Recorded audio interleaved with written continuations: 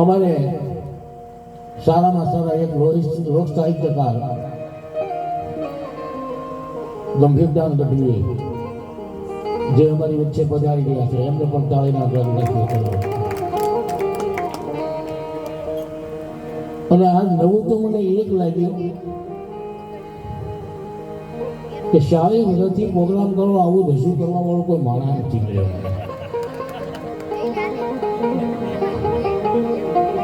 હા બાપુ પ્રોગ્રામ ઘણા કેટલા ગુણવત્તા આપ્યા તો અમારે શકુરભાઈ ની રજૂઆત કરવાની છે એની અંદર તાલીમ છે એને તાલીમના કડગાટથી વધારી ગયો મારે એના રાહ ઉપર હલાઈ જાય છે.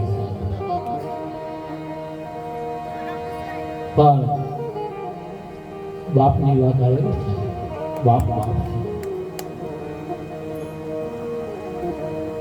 માન વિશે તો ઘણા કલાકારોએ ઘણા કવિઓએ ઘણા સંતોએ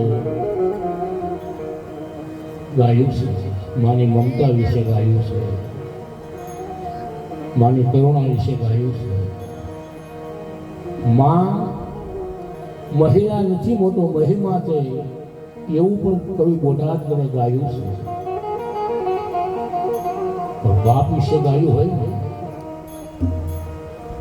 તો ઇન્દ્ર ભારતી બાપુ અને બીજા આપણા લેખક બાપુ રાજભા ગઢવી જેણે પોતાની ભાષામાં એવા ભજનો બીજું કહ્યા છે બાપ વિશે, પણ એમાંનું એક ઇન્દ્ર ભારતી બાપુનું ભજન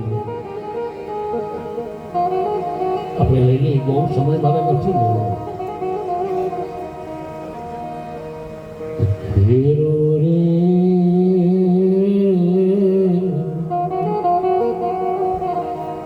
એ બદલો ને ઘેરી સારી રે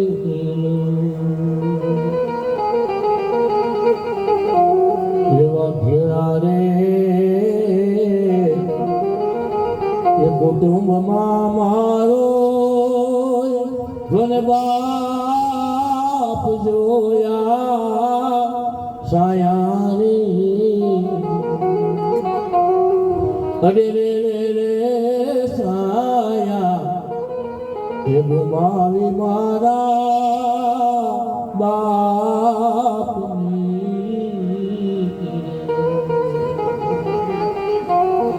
આ બાપની સાયા ગુમાવી બેસતે ત્રણેય ભાઈઓ ભેગા મળી એક સાયાની બહાર આવ્યા. પરિવાર ભેગો મળી સાયાની બહાર આવ્યા કે આંગળી કે પકડીને હું જો હાલ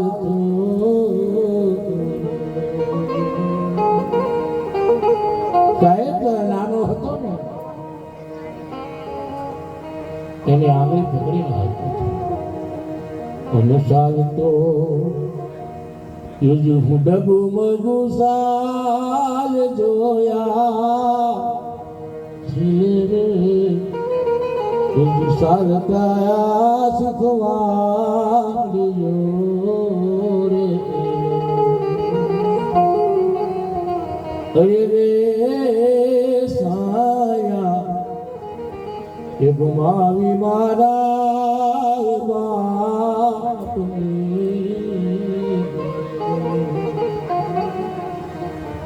જ્યારે હાલતા નહોતું આવડતું ને આંગળી પકડી ડગુ મગું થાય.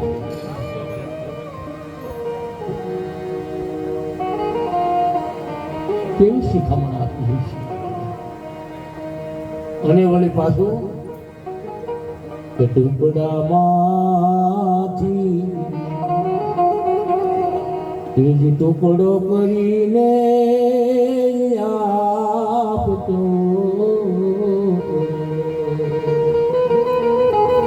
સાહેબ ઘરમાં એક ટકનું જો અનાજ હોય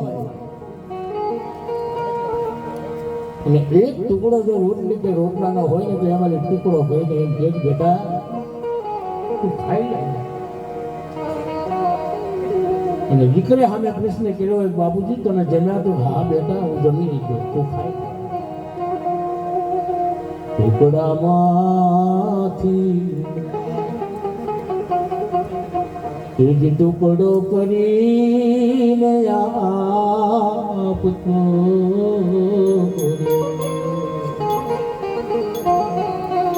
મને ભૂખ્યો ન રાખ્યો. તુજો ને દિવસ ને રાત જોયા ઘેરો એ બદલો ને ઘેરી સાયરી.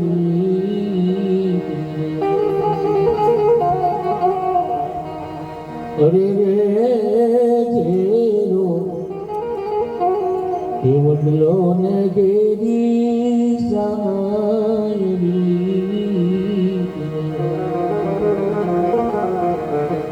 ટુકડામાંથી ટુકડો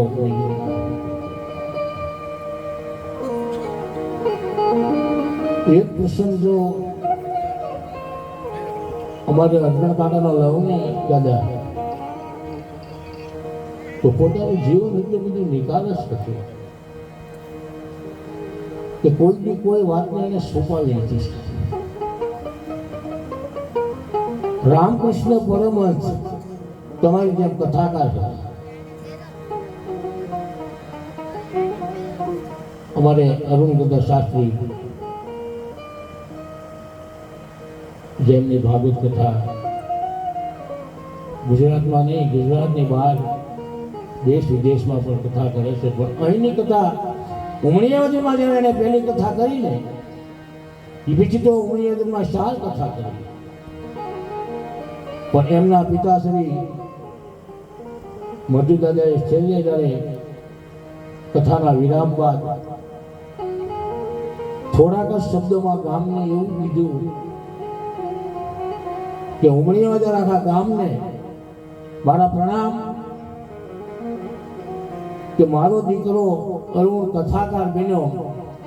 પણ પછી કદાચ ગમે એવડો કથાકાર થાય, ગમે એવડો કથાકાર થાય, પણ ઉમળિયાવદર માટે કોઈ અરુણ જ રહે, અરુણ જ રહે.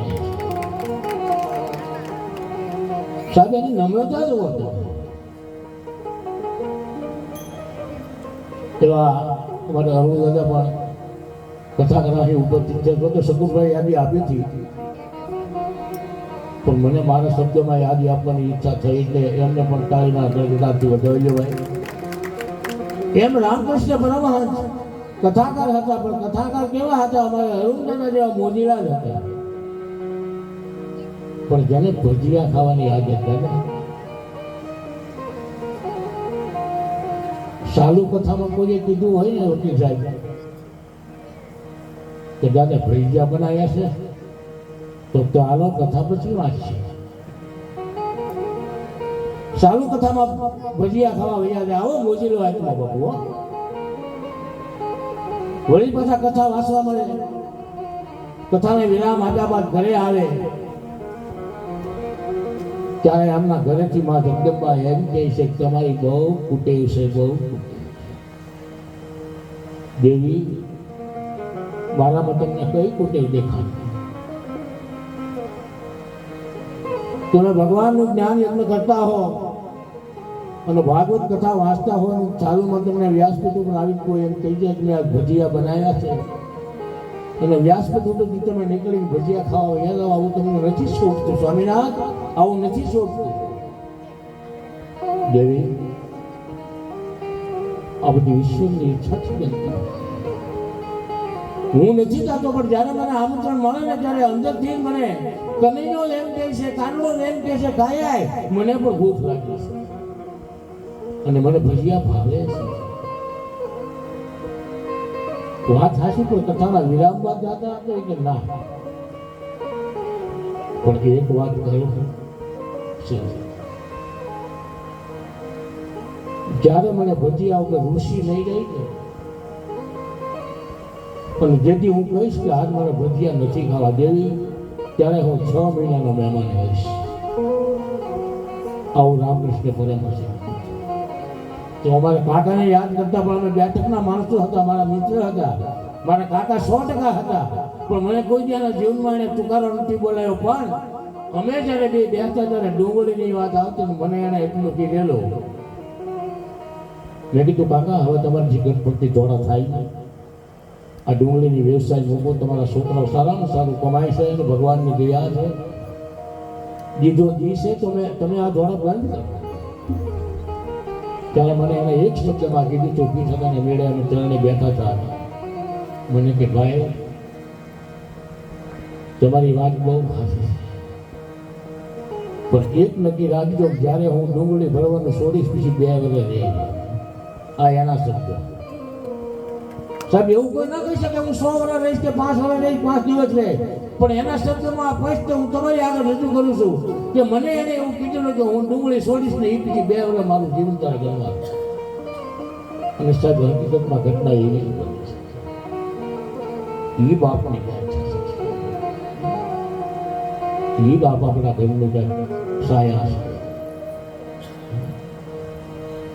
પિતાજી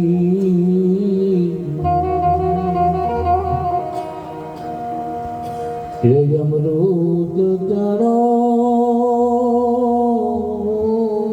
નીવડો,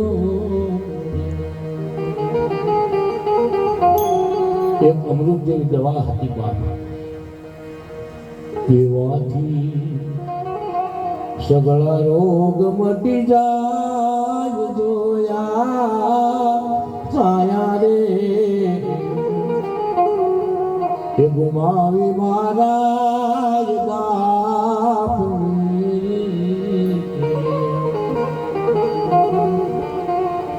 અરે રે રે સાયા એ ગુમાવી મારા બાપની.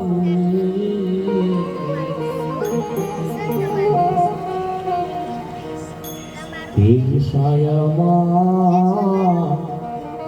કે પડસાયો હવે નહીં પડે.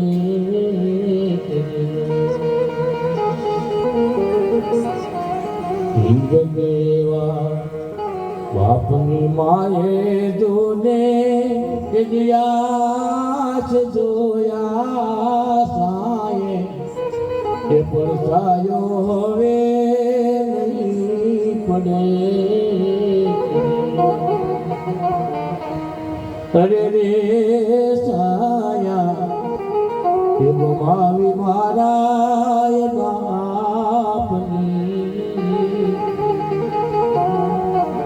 સાહેબ સાયા ગુમાવી હોય, દીકરાઓ તો સમજ્યા, પણ દીકરીની વેદના જે હોય બાપ દીકરીની વચ્ચેની વેદના, એક પ્રસંગ જો સાહેબ સમય નથી લેવો. હજી આપણે ગોવિંદને સાંભળવાના છે, તો વિદ્યાન આવ્યા એમને સાંભળવાના છે, આપણી દીકરી ભૂમિ પણ અહીં ઉપસ્થિત છે એને સાંભળવાની છે. દરેકે દરેકને સમય હરકો ફાળવીને સાંભળવાના છે. માહોલ બહુ સારો છે, પણ મારી માતાઓ અને બહેનો બેઠી છે એટલે એક દીકરીનો પ્રસંગ થઈ ગયો છે. ગામડું ગામ હતું,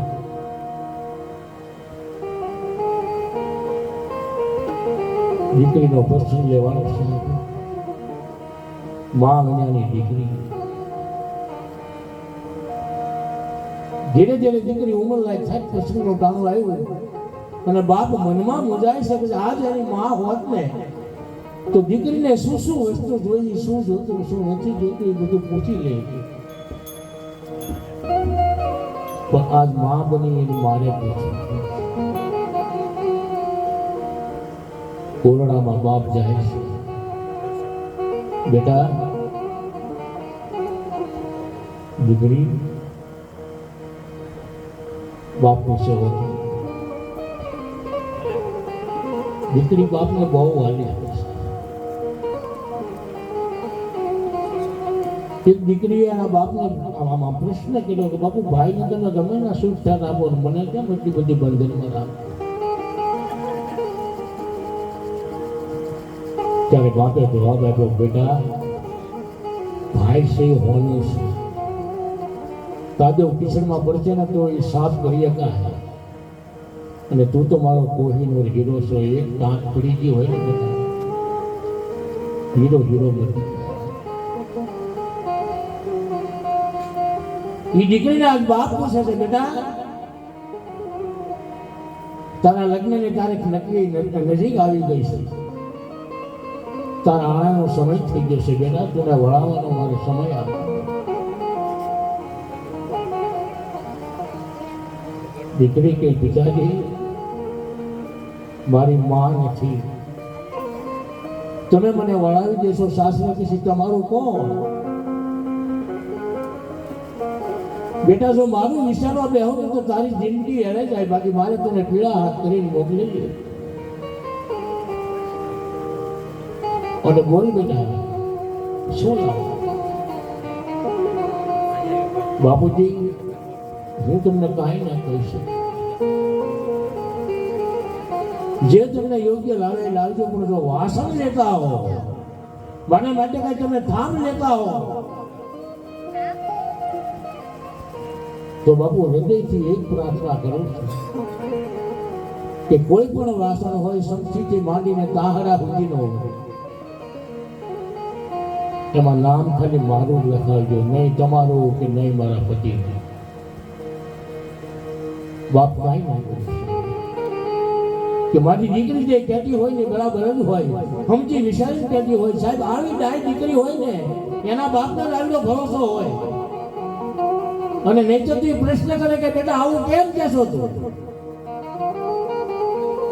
તો દીકરી ઉપરનો કોઈનો ભરોસો હોય છે એ બાપનો. અને આવડા ભરોસા રાખ્યા પછી દીકરી કાંઈ ભૂલ કરે ત્યારે બાપની નીચા શું થતી છે વિચાર કરજો.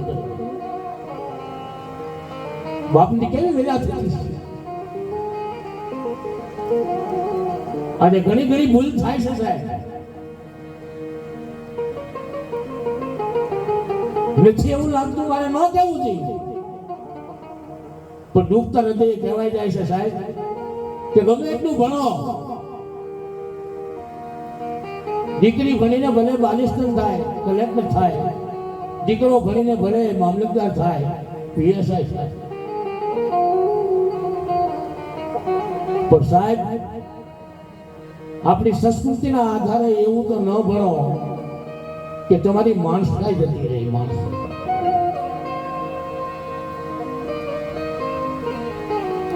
એક દીકરીની ભૂલ 50 દીકરીને ભોગવવી પડે છે. આવું આપણે સાધુ સંતોના મોઢે સાંભળીએ છીએ. ઘણી વખત પેપરમાં આવે છે, ફોનમાં પણ આવે છે, અને બહુ જ મને કહેવાના તો હતો ગુહાડીઓ ફોને વાળ્યો છે. નથી લાગતું તમને એવું? બાપ વિશ્વાસ કેમ કરશે? માં વિશ્વાસ કેમ કરશે? અરે તમને ભણાવવા માટે જેની કમર દુખતી હોય તો સમજી જાય સાહેબ, પણ એમાં તમે કાંઈ ભૂલ કરો ને ત્યારે નિશાળો એ થાય ને એ દુઃખ નથી. મારી દીકરીઓને મારી ખાસ નમ્ર વિનંતી છે એક વડીલ તરીકે, ખાસ ધ્યાન. બીજી કોઈ દીકરીને કાંઈ તકલીફ હોય તો એને પૂછો, એના મા બાપને વાત કરો, પણ ખાસ જરૂર છે આ દેશની દીકરીને. તમે વિચાર તો કરો, જે દીકરી પોતાના બાપ પાસે વાસણ મંગાવે એમાં એટલી જ ફરમાઈશ કરે કે બાપુજી વાસણ ઉપર તમે મારું જ નામ લખાવજો, મારા પતિનું કે તમારું નહીં. તો એ બાપે પ્રશ્ન ના કર્યો બેટા આવું કેમ બોલે છે, પણ સંપૂર્ણ એને વિશ્વાસ હતો મારી દીકરી જે કાંઈ કરતી હોય ને એમાં હવનું ભલું હોય. અને બાપ એ વાસણ લઈને આવે છે સાથે, દીકરીની જાન આવે. ટૂંકમાં દીકરીની જાન પરણે નીકળી જાય છે. બાપથી જે ભોગાઈ કર્યાવર કર્યો છે, અને જાન જ્યારે અહીંથી વિદાય છે ને ગામડે પહોંચી, અને ગામડે જઈને આપણામાં એક રિવાજ છે કે કર્યાવર પાસે ને ત્યારે આજુબાજુના પાડોમાં, સંબંધીમાં, જ્ઞાતિમાં, ગામમાં કોઈ પણ કહેવડાવે કે કર્યાવર જોવા હોવા આવ્યો. અને જ્યારે જ્યારે હવ જોવા આવે ત્યારે વાસણ ઉપર નજર કરે કે માજી એના દીકરાને પરણાય એવા ભલે, પણ દીકરી ઘમંડી છે, દીકરી બહુ અભિમાની છે. ત્યાં એક ભાઈ બીજી ભાઈને આમ થવો મારે કે આપણે શું માતા કરવાની, આપણે જોઈને નીકળી જવાનું હોય. આવી જ ચર્ચા સાથે તો પોતાની સાસુને ખબર પડી શું છે બેટા? કાંઈ નહીં માજી, અમે તો અમારી વાતો કરી. નહીં, મેં કાનો કાને સાંભળ્યું છે તમે મારા દીકરાની વહુની વાત કરો છો. બોલો શું છે? માજી, તમારા દીકરાની વહુ અમને થોડીક અભિમાની લાગી. કાં? થોડીક ઘમંડી લાગી. કાં? કે વાસણ ઉપર નથી એના બાપનું નામ કે નથી એના ધણીનું નામ. અને સાહુને આમાં બાહુને સામુથી સટકી સડી જાય. જ્યાં નવોટા ઘરમાં બેઠી ત્યાં જઈને કીધું, બેટા વહુ જરાક બહાર આવો તો. તમારે માં નથી, બાપ છે, એટલું ગરીબ ઘર છે, છતાં તમારી ઘમંડાય કે તમારું અભિમાન ઓછું ન છું બેટા. માં એ માં મારા બાપનો એક શબ્દ બને, હું માં વિનાની દીકરી છું અને મારામાં શું ઘમંડ હોય શકે? માં ઘમંડ નહીં તો આ બીજું શું કહેવાય? કે તમામ વાસણ છે એમાં તારી એકલીનું નામ નહીં, તારા ધણીનો કે નહીં તારા બાપનું. અને હવે સાંભળજો મારી માતાઓ, મારી દીકરીઓ, મારી બહેનડીઓ. દીકરી એમ કહે છે, માં જે વાસણ હોય એનો આપણે ઉપયોગ કરીએ કે ન કરીએ તો કરવો પડે. એ સૂલે સડે કે ન સડે? સડે. સૂલે સડ્યા પછી એને રાખથી કે માટીથી ઘસીને સાફ કરવું પડે કે ન કરવું પડે? કરવું પડે. તો માં મને માફ કરજો મારી ભૂલ થતી હોય. અભિમાનનો એક તત્વ મારામાં નથી. માં મારા બાપના સંસ્કારી બનાવે છે, પણ માં એટલા માટે મેં નામ નથી લખાયું કે મારા બાપનું મારા ધણીનું નામ સૂલે સડીને તાપ એક મળતો હોય એ સહન હું ન કરી શકું. અને એ તાપ મળ્યા પછી એને ગમે એવી માટીમાં એ અઠવાડોમાં ગહવામાં આવે અને મારા ધણીના કે મારા બાપના નામ ઉપર કોઈ અઠવાડો ગહતો હોય, માં આવું ન સહન કરી શકું એટલે મારું નામ લખાવું. મારા નામ ઉપર જેટલું જાને ગહવું એટલું હું કહી લે, મારા નામને જેટલું બાળવું એટલું બાળી દે.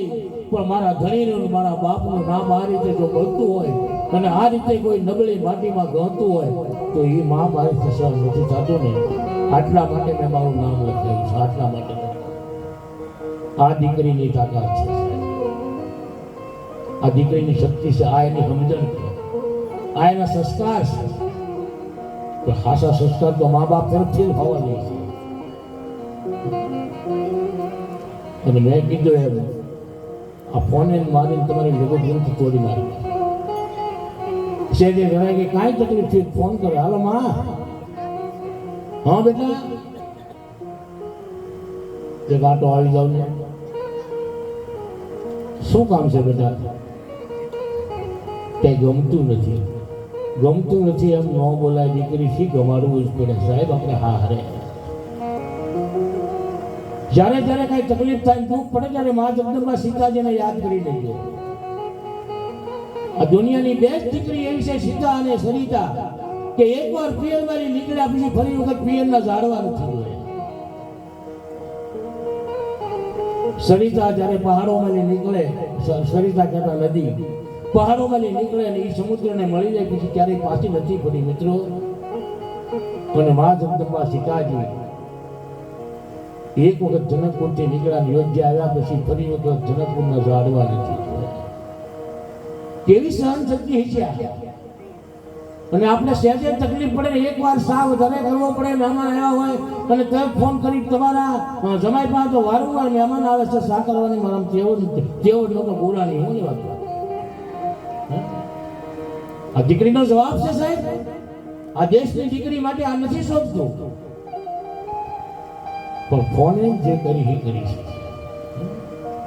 તમે જોજો આપણી મા જગદંબા હતી, આપણી મા કુળદેવી હોય, ખોડિયાર હોય, શક્તિ હોય, ભક્તિ હોય, મહામાયા હોય, મહાકાળી હોય, કાલિકા હોય, પેંચરી હોય, મેલડી હોય, મહેશ્વરી હોય, ભુવનેશ્વરી હોય, ચામુંડા હોય, ખોડિયાર હોય, પીઠળ હોય, વિઠબાઈ હોય, જે કોઈ માં હોય આપણી શક્તિ, આપણી કુળદેવી, એને સાહેબ 8 હાથ હોય. અને 8 હાથમાં નોખા નોખા શસ્ત્રો હોય, કોઈનું રક્ષણ કરવા માટે, કોઈનું ભક્ષણ કરવા માટે. શક્તિના 8 હાથ હતા, પણ મારી બેનું બતાવી દે કે એક હાથમાં મોબાઈલ હતું એવું. વગર કે દાદા તમે વાત ભલે કરો પણ મોબાઈલ એક હાથમાં તો એ રાખતા. તો તમારા મૂળ બે હાથ છે ને આ હાથમાં લઈ આ હાથમાં મોબાઈલ ફેરાત કરે 16 કલાક. ખાસ મારી નમ્ર વિનંતી છે, જરૂર પૂરતી જરૂર સિવાયનો દીકરીને મોબાઈલ જેવો એવો વ્યાજબી નથી. મોબાઈલ તમારા જીવનની જરૂરિયાત છે, પણ બહુ વધારે સમય નથી લેવો. તો હવે હું આપની સમાપ્ત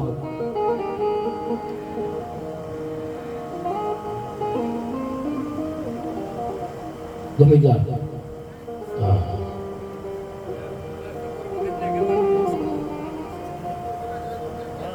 શકુરભાઈ રજા કરવા દો, એવી જ રજૂ કરશે. જો એ જ મારી ભૂલ છે. આ મને શુગરના હિસાબે ભૂલાઈ જાય છે. અને બધા શાંતિથી બે જવો, બધાને આપણે થોડા સાંભળવાના છે. હજી મારે હજી તો મેં આ ખાલી સ્ટાર્ટિંગ જ કર્યું છે. મારે જે બોલવાનું છે બધું બાકી છે. શ્રદ્ધાંજલિના શબ્દો બાકી છે. મારું ફેવરિટ જે ભજન હું જે આત્માની પાછળ કાંઈ બોલું છું એ બાકી છે. મારું મૂળ સાહિત્ય બાકી છે. આ તો મેં ખાલી શરૂઆત કરી, પણ મારા મહેમાનો બધા આવી જશે. અહીં ગઢવી આવી ગયા, અમારા ગુણુભાઈ વકીલ આવી ગયા, અમારા ભૂમિબેન આવી ગયા. એ બધાને મારે સાંભળવાના છે, કારણ કે બોલીને મેં 65 પૂરા કર્યા. હવે મારે સાંભળવાનો ટાઈમ આવ્યો સાહેબ, સાંભળવાનો.